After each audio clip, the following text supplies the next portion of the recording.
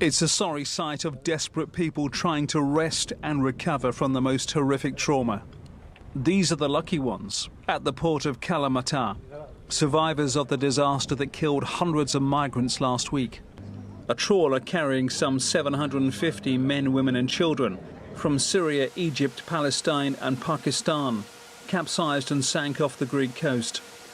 Patrol boats and a helicopter spent days scouring this area of the Mediterranean.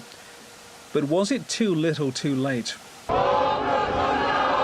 There are mounting questions over the role of the Greek coastguard, with protests at their offices in the port of Piraeus and those of Frontex, the EU border and coastguard agency.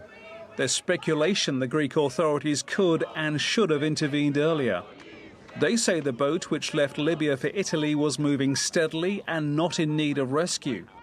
Now, data unearthed by the BBC indicates the vessel hadn't moved for around 7 hours before it capsized. The grief is being felt around the world. A day of mourning has been declared in Pakistan by Prime Minister Shehbaz Sharif. There's no official information on how many Pakistanis perished, but local media is reporting at least 300 were on board. The father of a 25-year-old who's missing said his son was lured by traffickers and told it would take 2 to 3 days to travel to Europe from Libya. They took him to some place in Tripoli, in Libya, where, according to my son, many men of his age were being kept for the past 2 or 3 years.